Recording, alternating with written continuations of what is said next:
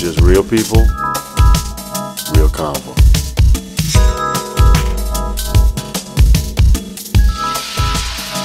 I'm Peter Bailey, and after convening with Shaggy, I headed to Millionaire's Row to share a nightcap with Wale.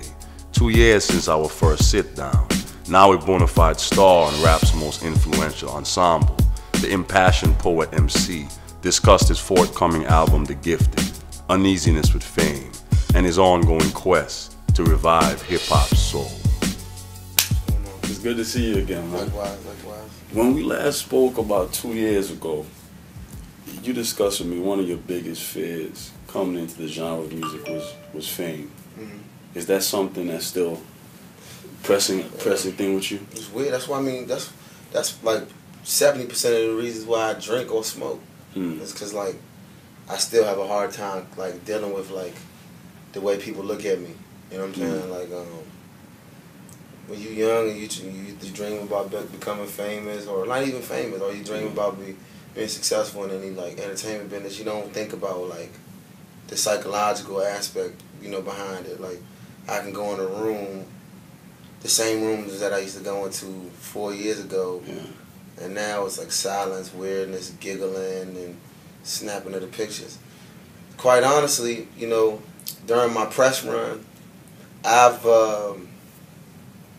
had to talk to people. Like I wanted to do like like Tupac and like all of like those like 90s influential musicians and speak about the music. Yeah. So I would go to radio stations and I speak. Not all of them would be like this, but some of them. I go to radio stations and speak to a couple people, and a lot of the times they are more enamored with the fact that they're in front of somebody famous than like the message. Cause that's totally not organic at all. Yeah, so it's like, you know, that is not their fault. Our generation has just been too consumed in celebrity.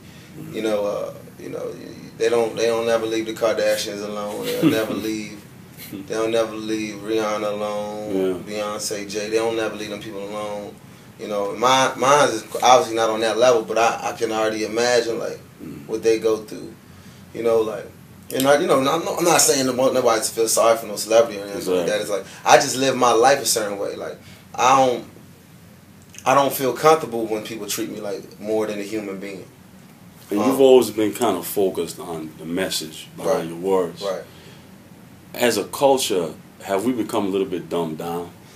Not dumbed down, but like I said, we too enamored with other things, you know, outside of the actual message. Like, you know, if I go somewhere and I be like, look, man, like this song is like to motivate you in this particular way. You're supposed to feel it. They be like, Wale, you single? I'm serious, you single? I'm like, yeah, but I wasn't here for that. Like, you know what I'm saying? I'm flattered, you know what I'm saying, whatever. But like, or they be like, oh, Wale, how I get signed? Like, that's not what I came here for. Like, you know what I'm saying? Like, I'm trying to tell you about something. Like, I'm trying to go from state to state or city to city and talk about my message. So, Wale, what exactly is this message? It's just about this particular moment I'm having and these thoughts I'm having about our generation and embracing the gifts that we got. Yeah. Whether it be singing, acting, whether it be, you know, the gift of gab, whatever it is. You know what I'm saying? Whether it be culinary or whether it be, you know, personal trainer, physical trainer, whatever. You know what I'm saying? Like, I'm gonna play devil's advocate with you real quick. You always have been one of those really soulful artists. Right. We live in a society right now where it seems everything is so tangible, what we can see, what we can touch. Right. And you as an artist have always been more about what we can feel. Right.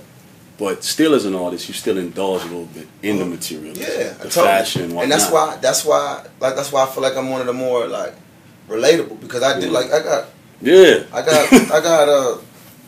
you know, excessive jewelry on right now. I got off the bus this morning. I went to the gym. I said, you know, the sun's out today. I feel good.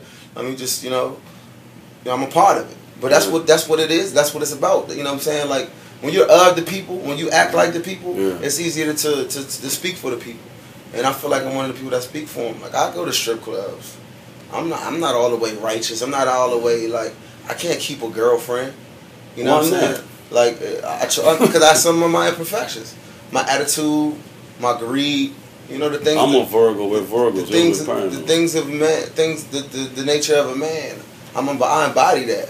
I'm the living embodiment of all the male flaws, the greed, you know, the selfishness. I got all of those things. I'm just knowledgeable enough to speak on them, and I'm secure with where I am in my life to speak on them. A lot of men keep it inside or live it in denial, you know, and I just live my life that way. So, so you're one person that can wake up in the mirror. I think Pac said it, and look right in the mirror and accept exactly who I am, the good and the bad. I work on mine though. You know what I'm saying? Like, I know there's a piece of vanity in me that's growing as my celebrity grows. Yeah. There's a piece of vanity. You know, I talk about that on the album. Of course. Of course my phone rings now. You said, of course, the phone rings now. Yeah. You're touching on Marvin Gaye a little bit for this album. Marvin is like my favorite artist. Why Marvin? Everything about soul, black soul. I'm infatuated with black soul music right now. Like, you know, like a lot of people like, oh, classically trained Mozart and Beethoven and whatever. Like, I'm just on black soul right now. Like, how do we get back to soul though? Because I'm just doing it my way. Because soul to me is Nas and Biggie too. It's the primitive hip hop. You know what I'm saying? Like, when it was just kind of like raw beats and stuff, and those dudes was like using all types of like, you know, wordplay, onomatopoeias and similes, all types of like poetry over those. It was ushering in a new era of black soul that I'm trying to tap into all of those. How do we find soul when it's become such a business though, man? It's sprinkled throughout. You know, you got guys like Kendrick, you got guys like J. Cole, myself, Drake, like, you know, Stalley, you know what I'm saying, like who's kind of who's bringing that particular aspect to the game, you know what I'm saying? So it's in good hands, you know, but it's all of what the people want, you know. The people gonna get what they want or what they ask for. You know? So what you think the people want? I don't think they know what they want right now. You know what I'm saying? But it's there for them. You know what I'm saying, for the taking. But you know, it's become a little bit more complicated for us to reach the people. It's become a little bit more of a battle. You know what I'm saying, with the people. Like, our generation rejects a lot of its own greats. You know what I'm saying? Like a LeBron. Look what LeBron has to go through. That man is the greatest athlete within athlete probably of the past 100 years. Like, he's 6'8". He could play. Like, if he wanted to go to the NFL, he'd be the best player probably. Like he the greatest athlete of our. But look how they tear him down. Is it because we just kind of stuck on moments of nostalgia? Exactly. We love nostalgia. We as a people, we love to say what it used to be. Even when you look at, like, you watch Cosby Show and all that, and you hear him talking to his kids, you be like, it used to be. Yeah. And, you know, they're used to, now, like, the kids of the Cosby Show are saying what used to be. Yeah. So one day they're going to be like, man, it used to be better because you had Wale and J. Cole and Drake and Wiz Khalifa. Like, it used to be. You know what I'm saying? So people love, it's a luxury in saying shoulda, coulda, woulda. That's a luxury. I know some people now that I've given opportunities to play professional sports or become professionals, like singer, like, but for some reason they didn't really want to do it for real, deep down inside. Because it's a luxury to be like, I could have did it. Let me just sit here and get fat now. Or let me just sit here and settle for something less. Because there's a lot, people love to say what they could have done. So isn't love the same thing? As a Virgo, sometimes we say there's a good woman, and we know we gotta have it, but we gotta do certain things to have it. So we back away in a way. Love, to me, love is like, I've went through like years at a time where I didn't even really believe in it. I thought it was all chance and chemical imbalance, and it was like a kind of like a euphoria, like when you the right time, the right place, the right shape, the right situation, you think something is going on. You think something is going on in your mind and in your heart, but all actuality, it's all lust in some type of way. So I mean, as I'm growing, I'm still trying to really figure out what exactly love is to me. But I think it is different to everybody though. I really think there's a different internal definition that's beyond words for everybody for what love is. You know, there's relationships that people really can feel love, but they're not monogamous. You know what I'm saying? So everybody's description of love might be different. I'm still trying to figure it out all the way. I just think maybe it's something we don't figure out, huh? You just live it. It just happens. Exactly. You just feel it. Where does spirituality weigh in all this, man? I think that, you know, I go through a lot of inner battles, you know what I'm saying, like with my life and where I'm headed, and as far as like the pain and suffering like of things that happen in my real life, and I think some of them are happening for me to talk to the world about, you know what I'm saying, because I take things a little harder than others. Like I lost a family member, and I think I probably took it the hardest out of everybody, you know what I'm saying, or you know, second to like, you know, a couple other people. Like I took it hard, and I started thinking like maybe I'm taking this hard because like I'm supposed to feel it like this harder for everybody because I'm the emotional person in my family. I'm one of the more emotional people in rap music. Emotional is a taboo in hip hop, and I don't know when that started.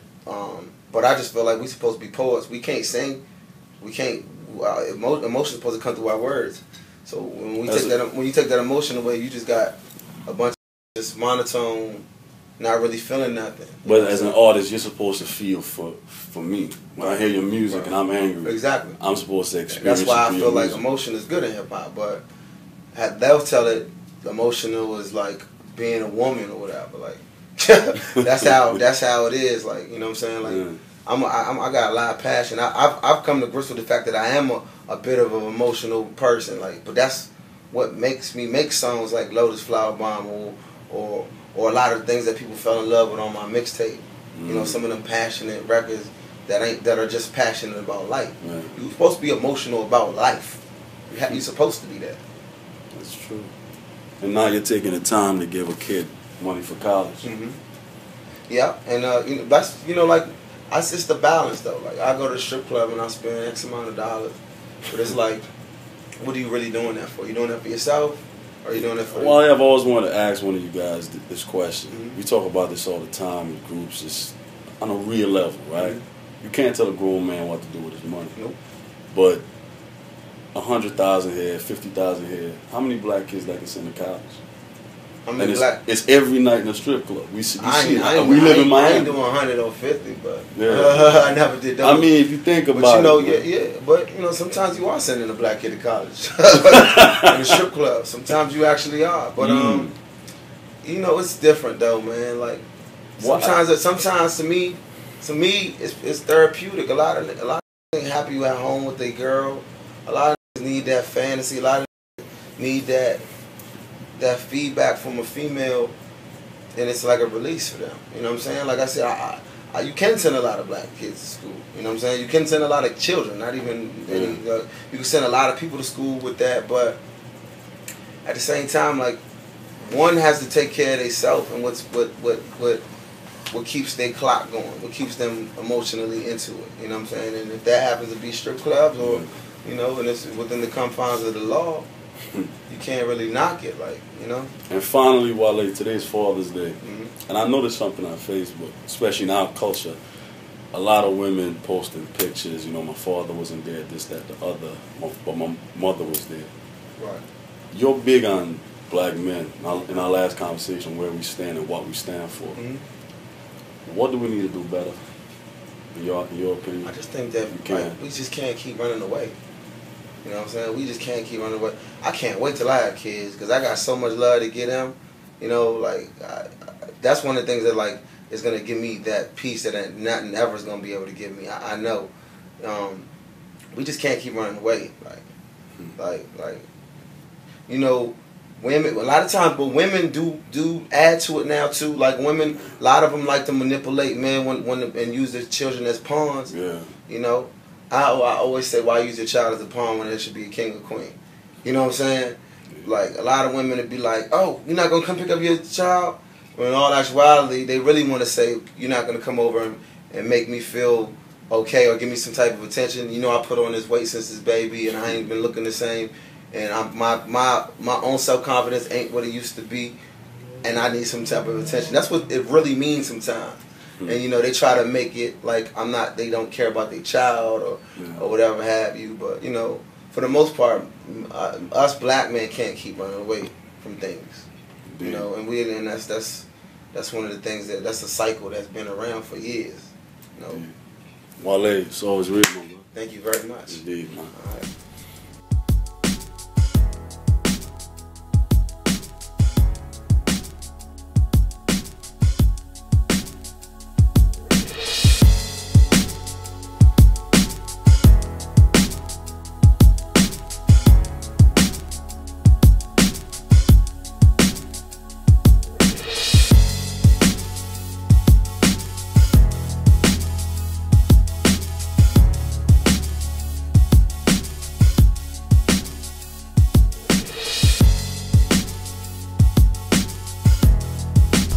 Just real people, real convo.